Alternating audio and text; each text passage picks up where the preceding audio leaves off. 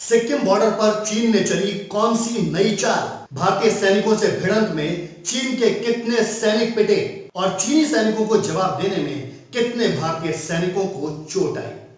अगर आप जानना चाहते हैं इन सभी सवालों के जवाब तो इस वीडियो को देखिए आखिर तक और इस चैनल को सब्सक्राइब कर लीजिए अभी। एक तरफ पूरी दुनिया को चीनी वायरस परेशान कर रहा है और दूसरी तरफ सिक्किम बॉर्डर पर चीनी सैनिक भारतीय सैनिकों को परेशान कर रहे हैं।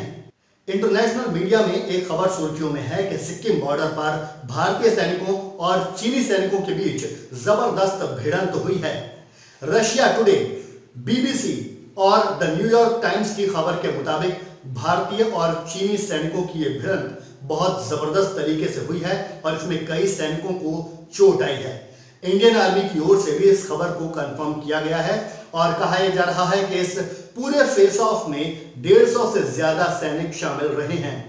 कुल 11 सैनिकों को इस भिड़ंत में चोट आई है। चीन के 7 सैनिक इस भिड़ंत में चोटिल हुए हैं, जबकि भारतीय सैनिकों में जिनको चोट लगी है उनकी संख्या 4 है।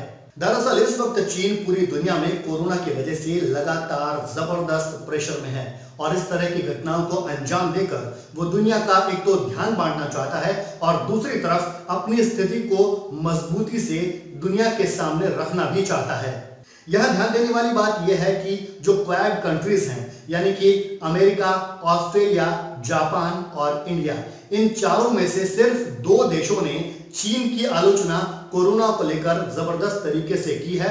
पूरे मुखर तरीके से अमेरिका और ऑस्ट्रेलिया कोरोना वायरस के फैलने के लिए चीन को जिम्मेदार बता रहे हैं। हालांकि इंडिया और जापान की तरफ से कोई भी कड़ा बयान नहीं दिया गया है और सीधे तौर पर चीन को इस वायरस के फैलने के लिए जिम्मेदार नहीं बताया गया है। हालांकि इसी चीज को इन दोनों देशों की कमजोरी समझते हुए चीन ने जापान और भारत दोनों को बुली करने की कोशिश की है। भारत को उसने सिक्किम बॉर्डर पर इस तरह से भिड़ंत में उलझाने की कोशिश की है और दूसरी तरफ जापान के एक शिप का उसने पीछा करके जापान को भी परेशान करने की कोशिश की है। अब आपको बताते हैं कि सिक्किम बॉर्डर पर यह पूरी भिड़ंत हुई किस जगह पर है। इस पूरी घटना को अंजाम दिया गया है नाकू ला पास एरिया में। ध्यान से सुनिए, नाकू ला दर्रा या नाकू ला पास। आप इसे नाथू ला पास से कंफ्यूज ना करें क्योंकि ये दोनों अलग अलग नाम हैं। ये कोई पहली घटना नहीं है जब चीन ने भारतीय बॉर्डर पर इस तरह की हरकत को अंजाम दिया हो। इससे पहले भी चीन लगातार भारतीय सैनिकों से उलझता रहा है। नाकू ला पास में जिस जगह भारतीय सैनिकों और चीनी सैनिकों के बीच ये भिड़ंत हुई है, वहां पर चीनी सैनिक और भारतीय सैनिक लगातार एक दूसरे के सामने डटे रहते हैं। जब भी भारतीय जवान थोड़ी भी देर के लिए अपनी पोजीशन छोड़ते हैं या इधर उधर होते हैं तो चीनी सैनिक लगातार भारतीय सीमा में घुसने की कोशिश करते हैं।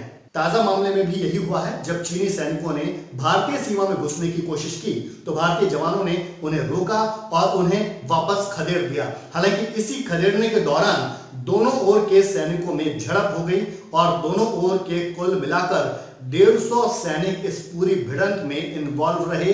कुल 11 लोग इस भिड़ंत में जख्मी हुए हैं, जिनमें चीन की तरफ से 7 और भारत की तरफ से 4 सैनिकों को चोट आई है। इस बीच इतिहास की एक घटना का जिक्र करना भी जरूरी है जो हुई थी 1967 में। 11 सितंबर 1967 से लेकर 15 सितंबर 1967 के बीच भारतीय और चीनी सैनिकों के बीच ये टसल चला था और इसे भारत चीन युद्ध 1967 भी कहा जाता है। ये एक ऐसा युद्ध था जिसमें भारतीय सैनिकों ने चीन के सैनिकों को बुरी तरह से पटखनी दी थी। भारतीय जवानों ने चीन के 340 सैनिकों को मार गिराया था। इस युद्ध में चीन के 450 सैनिक जख्मी भी हुए थे।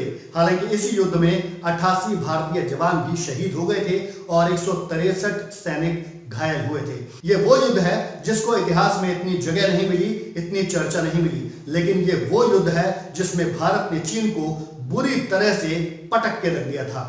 कोरोना के दौर में अमेरिका और ऑस्ट्रेलिया ने चीन के खिलाफ लगातार आक्रामक रुख अपनाया है और क्वाड के इन दोनों देशों के खिलाफ चीन ने कोई भी कदम नहीं उठाया है, कोई भी कार्रवाई नहीं की है, ना ही इन्हें परेशान करने का कोई कदम उठाया है। लेकिन क्वाड के बाकी दोनों देश जो कि जापान और भारत हैं, इन दोनों देशों को चीन लगातार कोशिश कर रहा है परेशान करने की। ऐसे में भारत को जरूरत है कि वो चीन की इस हरकत का जवाब कड़ाई से दे, सख्ती से दे।